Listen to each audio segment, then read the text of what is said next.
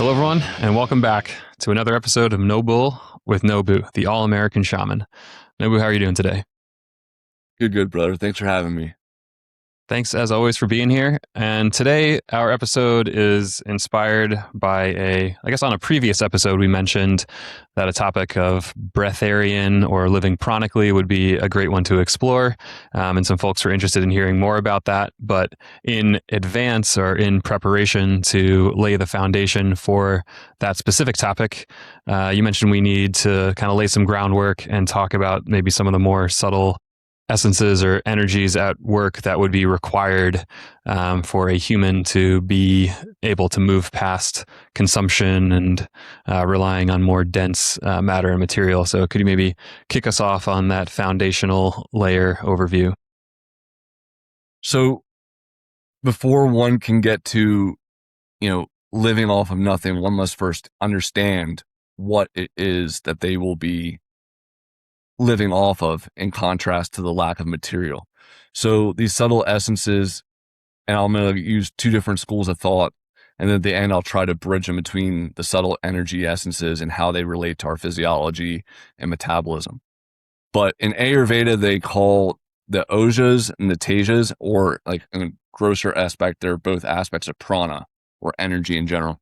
And then just for the sake of just keeping it really basic at first, if we think of ojas as all the bodily fluids, whether that be your blood, your hydration, your semen, for females, the menses, it's the more dense base things. Or again, in the context of the candle or lamp analogy, it's the oil or the wick, not the wick, the wax of the candle.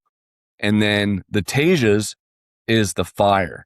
So that is the metabolism, or they call Agni digestive fire in Ayurveda, but Tejas is the subtle energy of transformation, the aura that gives to that one has. So if someone has a lot of Ojas and Tejas, they're going to be physically robust and also have a very strong aura. Now, in the traditional Chinese medicine context, they break down prana or energy into Jing, Qi or Qi, and Shen. And Jing is the wax of the candle. It is the most primal and dense of these energy forms. It's what makes up your physical body. In traditional Chinese medicine, they say it's stored in the kidneys, and you have prenatal and postnatal Jing. What you have, from before birth, and then what goes on afterwards. Every time someone's eating food, or in doing things, they're either restoring or depleting their postnatal Jing. And according to most Taoist practices, you have a certain amount of prenatal Jing. And once you deplete that, you start to experience aging, whether that be, gray hair, balding, etc., which again, we can correlate physiologically to stress, cortisol, low hormones, etc. But I digress. Jing is the wax of the candle there. Qi or Qi is then the flame. It is the metabolism. It is the transmutation of that more dense form, whether it be food, or again, materials like the wax of the candle, into an active element, fire. And then the Shen is the heat that you cannot see around the flame. And then Shen is often, you can see in someone's eyes. If someone's eyes are very bright, they have lots of Shen. And these people often have deep spiritual gnosis, or they're, connected, their crown chakra is probably illuminated as well by proxy of having high amounts of Shen. So again, the life cycle is, Jing, Qi, and then Shen. So if one is lacking in Jing, they lack the substance by with which to, metabolize and then get the upper versions as well. The same thing is true with the Ojas and Tejas. If you're lacking Ojas, chances are you're probably going to be lacking Tejas. This is not always true, because there's more than one way to skin a cat, and there's more than one way to go around the circuit. One could get lots of Tejas through other means, like such as stones or sun gazing or breath work, getting in, but then still lacking the denser elements. And they might not know how to convert or transmute the more subtle into the more dense, which is what we'll get into today. Do you have any questions so far on Jing, Qi, Shen, and Ojas and Tejas? I guess the first question is, is everyone kind of born with a predisposition to having one or the other be like plentiful or lacking? Are there different ways to change like your capacity for them? Everyone has their preset like prenatal Jing in terms of like that life force. And I would argue that comes back to your parents in terms of like how well nourished they were, how much their Jing was at before they had you. Because again, you are the summation of those two energy fields into one being. Again, as we talked about before, also astrologically, animal totem wise, everything, you are the culmination of those two codes meeting. As far as predilections towards different things in Ayurveda, they have what is it, Vata, Pitta, uh, and dosha, like the different like types of ways of eating. Like someone who's more earthed and grounding, like dosha, I believe it is, needs to eat more grounding foods, and they should avoid certain foods within their spectrum. And then whereas in traditional Chinese medicine, they'll say if you're more fire, you need to be having more of like the ginger and the spicy foods. Whereas if you're more air, which would be more Shen, you need to be having like lighter things, like more like juices and whatnot. So everyone has like their predilections towards things, but these systems are malleable. Okay. Because I think, chi is probably the one that myself and perhaps others are more familiar with, like Tai Chi and energy work. It just like is in the common parlance or media or things like that. And it seems like there's practices like I imagine Tai Chi is like a cultivating that type of energy and that type of flame practice where you may start off in your journey with exploring Tai Chi and like maybe you have like um, low levels of it, but then over time, like with practice and with working on it, you can develop more of it or like pull in some from the external environment to then grow it over time. Yeah, you can totally work on developing it. And again, just like Qigong, also the name, or Tai Chi, the more you work with it, because again, where attention goes, energy flows. The more you work with it and learn to interact with and even perceive these energies, the more they become easier to manipulate, right? Because again, you can't shoot what you can't see and you can't hear what you can't feel. So most people just even being ignorant of such things, you know, immediately disconnects a lot of people out from connecting. Not to say that they can't. There's plenty of extremely intuitively gifted people who are aware of these things and interact with them. Yeah, you were mentioning on the diet piece, and I know on this podcast we talk a lot about kind of like the foods that are mass prescribed and produced and whatnot. But like, how much does diet and food choice affect? Like, I guess on the Oja side, like that seems to be food would probably be like the primary source of material with which the ojas are derived from or that the jing is derived from, and then gets like translated more into the tejas or more into the chi. Like, how does diet affect that? It affects it in a profound way. Thank you for hitting on that. So when people, what impacts tejas and chi the most is what we eat, right? So someone who's eating, and I've harped on this endlessly on how taxing digestion is in the body. Because again, all of our bodies want to enter into a state of healing, but anytime we introduce anything into the system, through our mouth, the body has to process, and eliminate that. And even if it's of a healing frequency, and even watermelon, still has a toll on the body.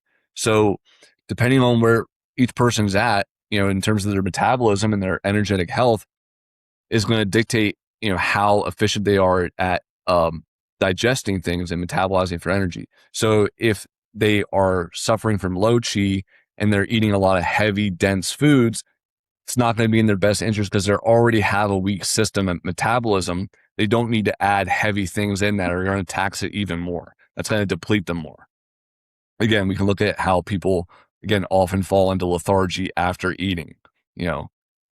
It's just it's depleting the system and it's putting it in a state of lethargy because it needs to process all this stuff and it doesn't have I'll connect dots between the sympathetic and parasympathetic and the different hormones and stuff later in this as well. Mm-hmm.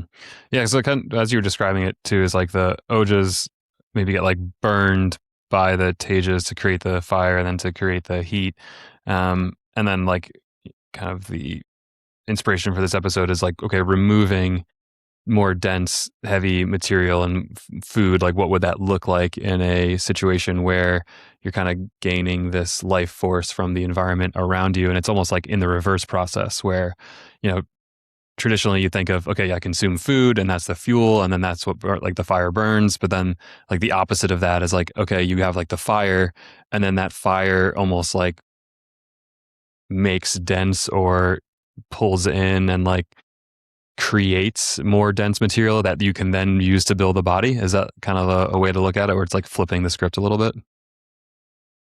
How did you feel when you tested out zero entropy?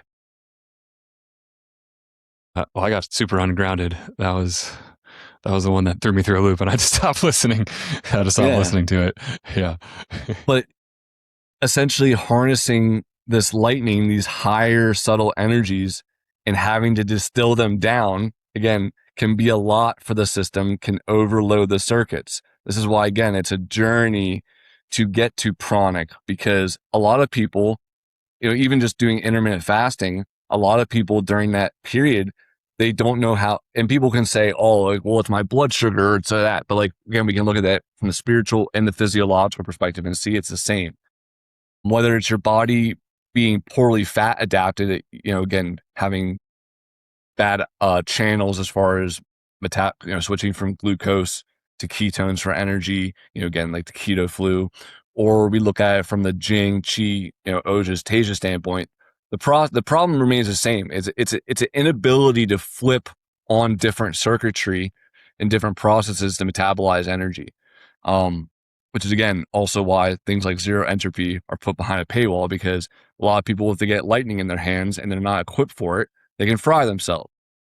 I don't recommend someone who's eating nothing but meat to transition to breatharianism, because they're at the state of consciousness and the mentality in terms of how to get energy means that they must kill something else that's harvested energy from the environment in order to gain life.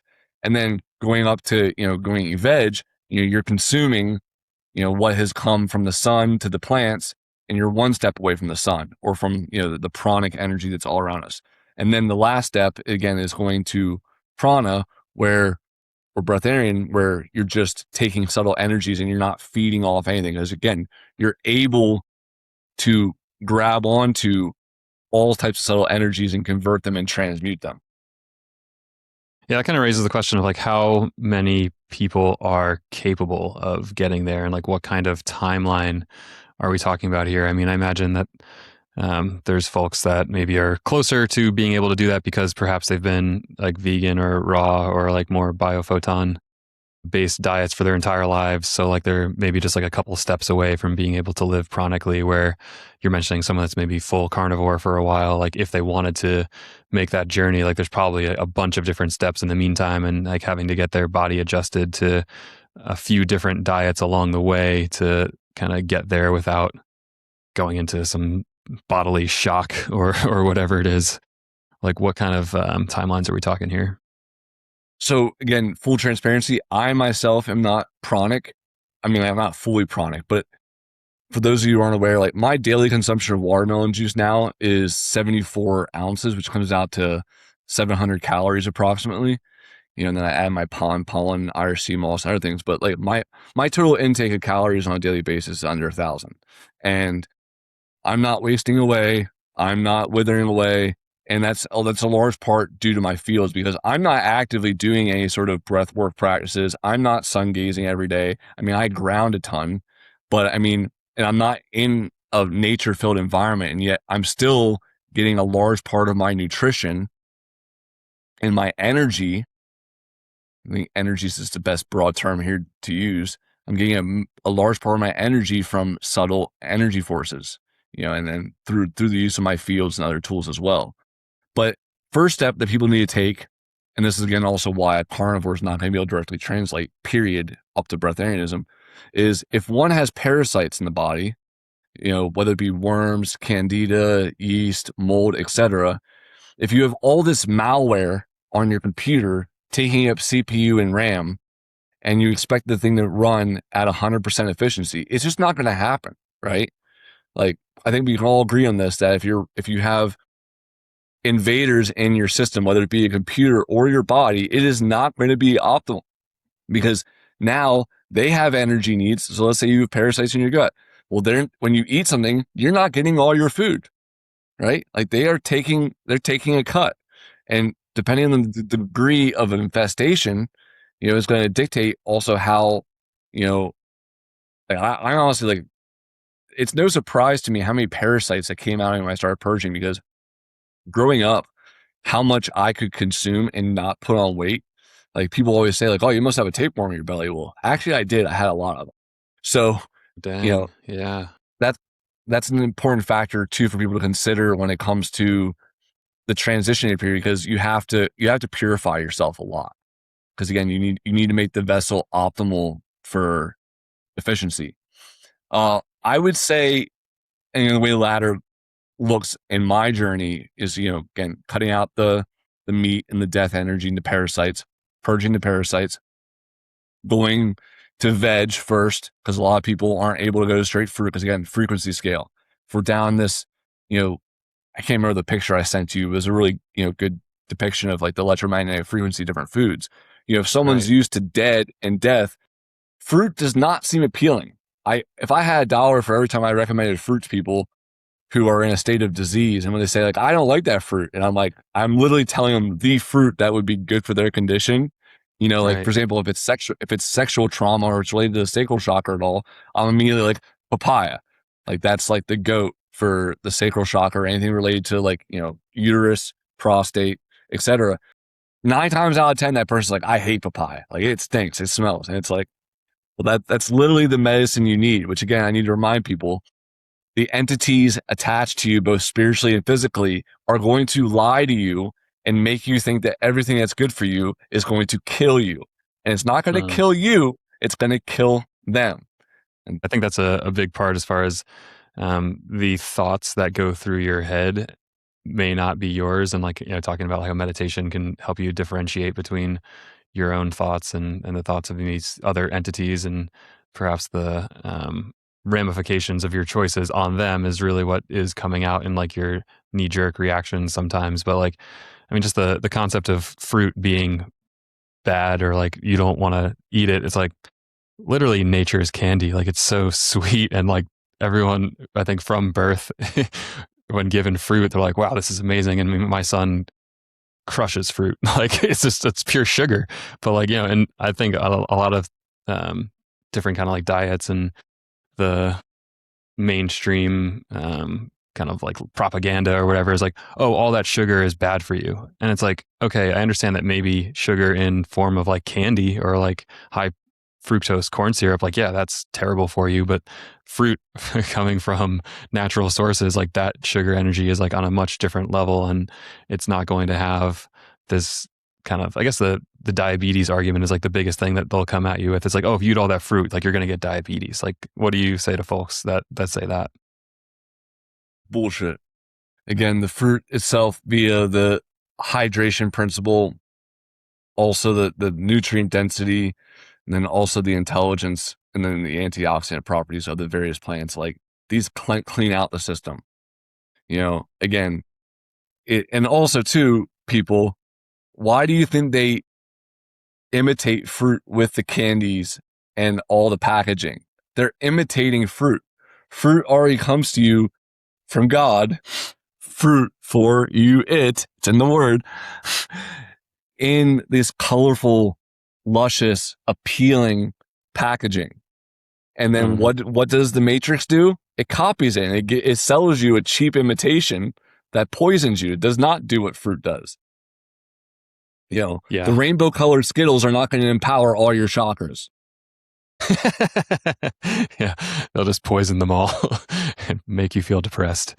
Yeah, can we talk about more on like the environmental side of things? You're mentioning that like in your current state, you don't necessarily have as much time spent in nature, which I presume would benefit this approach. Could you talk about different aspects of nature and kind of how one could live more chronically, spending more time outdoors? But yeah, so when when someone's out in the sun and the fresh air and nature and then on the earth, they're in the ideal circuitry state to be, again, a coherent with such natural energies, right? And they're also getting them in a pure form, right? Like there's spirit lives in everything, right? Like there's spirit within like this red lamp and with this microphone, this computer, but the frequency and the coherence with which it interacts with our bodies, is much less efficient and ideal than being around a tree or being a moss covered forest floor or being by the ocean, right? And we can break that down both in terms of like, well, again, if you're outside in the soil, you're getting constant exposure to your feet via osmosis of different minerals. If you're breathing in the air from the forest, you're breathing in also the enzymes and chemicals, which again have been scientifically proven. That's why forest therapy is a freaking thing now, where people pay people to take them out in the woods and get relaxed. And then forest is also for rest. It's in the word. But yeah, being out in nature is going to, if we look back at like the vampirism episode of taking, absorbing, because again, we're all absorbing things around us all the time, whether we want to or not, whether it's 5G, whether it's Bluetooth, whether it's good intentions or whether it's negative intentions, where our energy fields are constantly being, the neutrinos, the photons, we're constantly being bombarded by all these different energies. So if you put yourself, again, like when I say like you are what you eat, that also goes down to what your environment is, because you are your environment. Like your environment is an extension of you. So if you're, again, constantly getting bombarded both consciously and subconsciously by your neighbors upstairs are blasting negative, hateful music. The person downstairs is watching, like serial killer documentaries constantly, and you're freaking playing, some video game that's celebrating the end of the world. All those energies are constantly bombarding you, and then the plastics and the synthetics and what have you. So it goes to that physical layer and then also the spiritual, So if you're around the trees and their energies, they're also going to help guide you towards a better path as well. But that's a more different episode. Yeah. Yeah. But I think it's like good to kind of point out that all of these environmental factors, we kind of started with the benefits of being outdoors, but then on the other side, like you're mentioning, if you're indoors, being aware of the things that are around you. I mean, I know that I unplug my Wi-Fi at night after reading like articles about how it kind of like causes insomnia or things like that, and like just reducing screen exposure in the hours leading up to sleep, because it like screws with your circadian rhythm. So if you're on a journey to try to be more pranic and kind of reduce your need for these more heavy, dense foods and things like that to keep your system going, then like an assessment of all of these environmental factors are part of the equation. Like you can't just separate it out and just think of it as a food equation. It's like a overall environmental hygiene and energies, especially if, like you're mentioning at the beginning, it's like these subtle essences. They're probably more on that energetic radio wave, electromagnetic frequency that you're pulling from versus, dense food matter. Yep. Yeah, because it's a complete uphill battle, right? Just like I said before, like the easiest way to convert to fruitarianism is to clear out your entire fridge and your entire kitchen of anything that's not fruit, right? And have a hard reset. That's true, again, as far as your consumption. If the things around you are negative, it's going to have the same effect. This is why, again, I think the dietary piece is really just like the first step of the equation for people, because it's the most in your face, right? And it's also like the biggest like form of enslavement that we're exposed to. So when people start to like break free in that paradigm, it sets the standards for, again, the root chakra. It sets the standards to be able to break free in the other chakras as well and see beyond the veil. Yeah. I mean, and I know from personal experience, and you mentioned intermittent fasting, and I, with your suggestion, gave it a whirl to go down to one meal a day, and perhaps where I'm at right now just like wasn't an ideal time or whatever, because it was painful, and like my mind got consumed by perhaps like fear, or like maybe there were toxins of parasites that were getting released into my brain or bloodstream or whatnot, and my first attempt, I'll admit to the audience, did not go well. So now I'm at 2 meals a day since that kind of like fell apart for me or whatnot. But maybe you can talk through some things for folks that are maybe taking a step on the rung, whether it's going from being more of like a carnivore, omnivore to kind of where I'm going right now is like pescatarian, two meal a day type of approach, like trying to introduce more fruit. Could you maybe talk through some of the different things folks would expect, and maybe some of the progressions to smooth out the ride along the way up the scale? So the more that they can reduce the negative consumption, obviously is going to be the better. And again, like raw till 4 or like fruit till 4 is a great practice, because then it gives people their out to their vices at the end of the day. Okay, it's like I'm going to have nothing but bananas, watermelon, avocado till 4 p.m. And then after that, if I want to have a steak or I want to have chicken, like they can go for it. But again, over time, ideally, they start to see the shift in how eating clean for the first part of the day then starts to feel in contrast. I know you've already experienced this with the juice fast, of where you come off the juice, you feel in real time the contrast, between solid and liquid nutrition. Also, again, the doing parasite cleanses is absolutely critical. Like for yourself, like you said it was all consuming. You weren't going to die, but something inside you was like, whoa, like why is this script changing? So my intermittent fasting woes of like not even being able to go one day, it's like, okay, clearly it wasn't my physiology that was going to die in that instant, but perhaps it was a tapeworm or something in me that would die in that 24 hours. And so perhaps I should have had the insight into like pushing through in that moment of doing myself the favor. But like we said, it's all steps along this journey, and we all learn at our own speeds. And I can definitely see the advantages to it. Like you mentioned, when I did my first, or actually I've done the watermelon juice fast 3 times, 3-day, 5-day, and 6-day.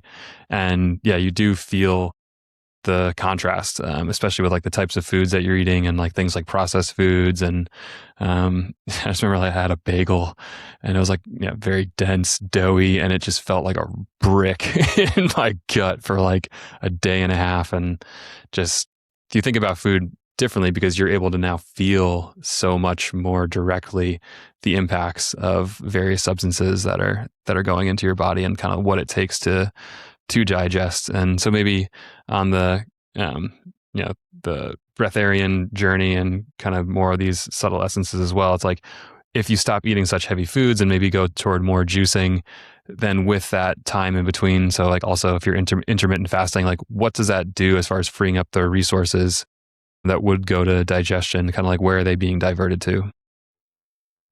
So it's being devoted to healing. So if you look at this from like a 3-dimensional standpoint, as far as like Jing and Oj's repletion, stem cells, telomere length, HPA access, and systemic immunity. So in the context of, again, cleaning out the body, allowing the body to actually clean itself, because again, we're not putting stuff in.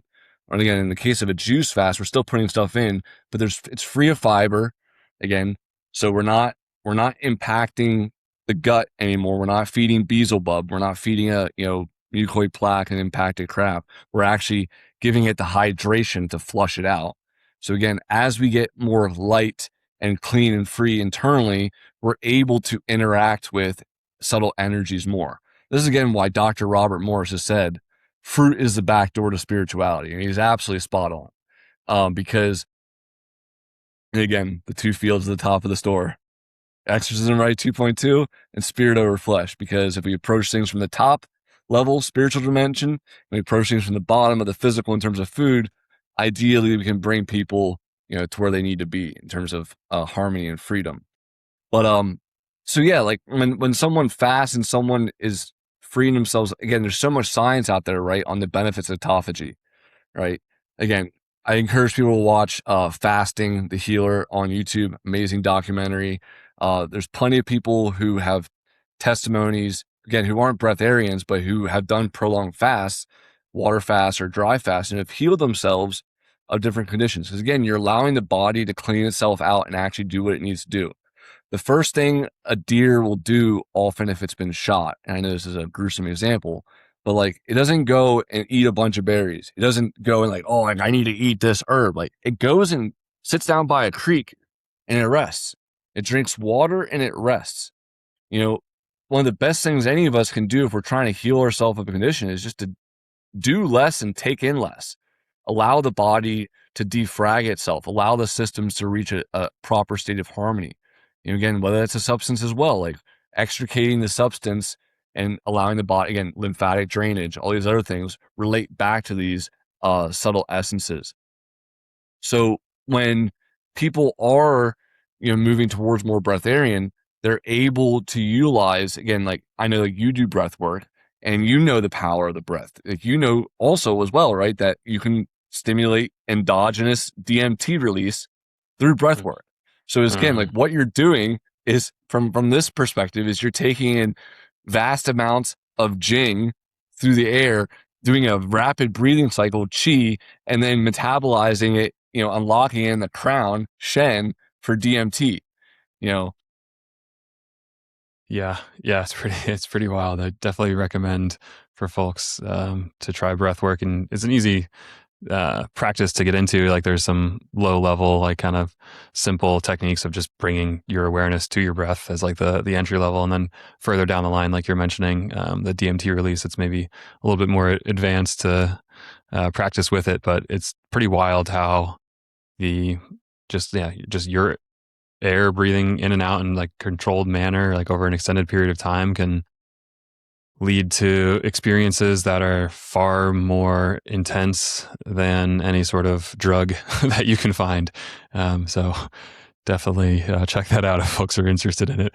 And then kind of circling back, like you're saying, on just giving your body the space, and like through something like fasting, it kind of got me thinking as far as, you know, we talk about the satanic American diet of like 3 meals a day, and it's like almost to keep us in this state of sedation. And yeah, it is to keep us designed as such, to keep us in a state of constantly being busy digesting so that we are not able to heal. Kind of brings to mind the question of like, over the course of human evolution, did people, I mean, I guess maybe if food was more scarce, you just like have that fasting naturally occurring because like there's times of lack and times of plenty. And then, but like, how do you see the maybe more indigenous approach to eating and how they thought about things like fasting and time between meals and all that?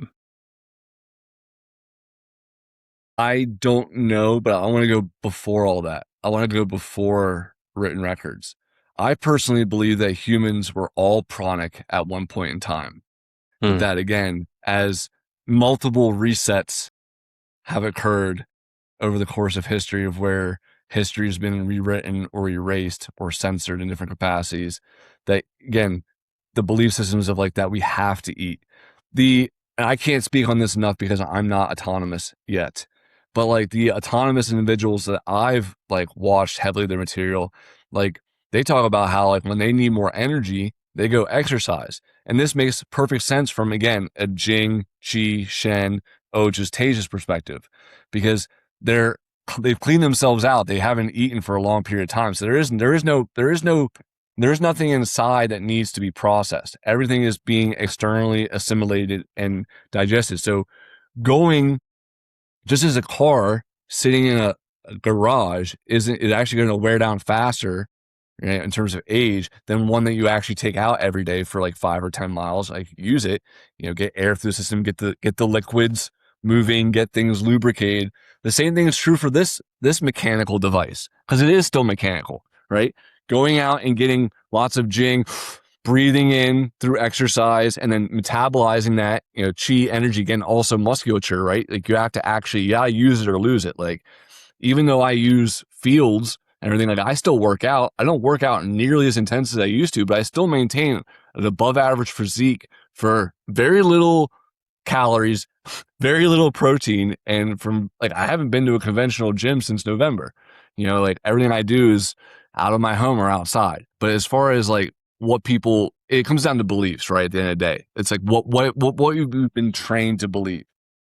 And as far as the indigenous, the reason why I also kind of skipped over that with you is because although I draw upon the indigenous practices a lot, like there's a lot of things like they get pieces of the puzzle right, right? Mm-hmm. You know, like if I went and used the Inuit as my like pedestal of how to operate, I'd be over here freaking eating meat and sardines. Which, Right. side note, Right. just go back to the transitioning point for people. Moving away from individual consciousness animals such as cows, um, and lamb, or like, those ones, and moving towards more field, as we've discussed, field conscious or group consciousness, animals such as sardines, fish, even like small birds. If you see something that moves as one cohesive unit, you plucking one sardine out of that school or a couple sardines is not nearly as karmically heavy or energetically as dense, right? Which is also why I think pescatarianism is an effective stepping stone. You know, it's much less weight upon you, and it's less heavy. Yeah, but it's stepping stone. Mm-hmm. Yeah, another angle of that a friend of mine was talking about was like the complexity of like the DNA almost in so like in these like higher sentient animals, like cows or pigs or things like that. Like the more intelligence that they have, then like their DNA is almost more complex, and then it takes like you consuming it like that much more energy, and perhaps like there's the karma and spiritual aspect of it too. Is like in order to process that DNA is just like that much more taxing on your system and like more dense and heavy. Have you run into any of that knowledge I there? have not, I haven't encountered any of research or knowledge in that aspect, but I will say this: you are what you eat. And so again, the reason why the Satanists and the demonic forces want people to eat cattle is so that they are cattle. They want you to Mm, eat sheep. So you are sheep. You are part of the herd, right? There's a method, and you can even see it in some people's physiology. I mean, like I'm sure all of us know someone that loves to eat pork and they almost damn near look like a pig, mm, right? Um, the the things that we are what we eat, the music we beat, with whom we sleep, and the company you keep. You can also see this in couples, right? When they're together for a long period of time, they start to look at each other.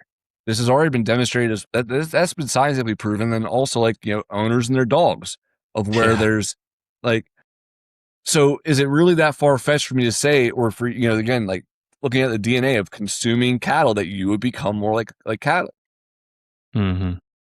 Yeah. No, interesting way that it was put to me a while back, and it's kind of like still being processed by my brain. It's like food has information in it, so you can kind of look to what that plant or animal or whatever is doing in its normal life, and like what energy signature it has. Like for instance, seeds were like a big one that this information was like passed through. Is like, okay, the seed has the will to life, like it is this beginning stage, and it has this energy signature in it of growing into this bigger plant. So like that information is contained within it, so then when you consume it, you absorb and bring into like your field that will to life as well, and like you will then be perhaps more bold or optimistic or kind of working toward growing. Whereas something that has been killed or like has been dead for a while, and then you're like absorbing that kind of energetic signature as well with it. So like with that in mind, like it makes sense. And fruit is like, first of all, it's like bright colors, like the plant is putting it out there for consumption by the animals around it, and it contains seeds, so it's got so many different things going for it as far as like the energetics of the food. So yeah, definitely makes sense as to why that would be kind of more pranic based. And then also, like you're mentioning, the biophotons of being um, so many steps closer to direct sunlight energy being passed through, and doesn't have to go through all these different digestive systems of various animals and like the chlorophyll, whatnot. Just kind of getting it as directly as you can. Any other kind of angles to the subtle energies we need to build a foundation here for? There's more than one way to skin a cat, but I encourage people to go a route in terms of because here's ultimately why. And again, maybe we'll get canceled for this. Maybe this one will get taken off YouTube. But I'm gonna tell people straight up here at the end, for those who stuck around, why this is so important to develop this cleanliness and to become more sovereign.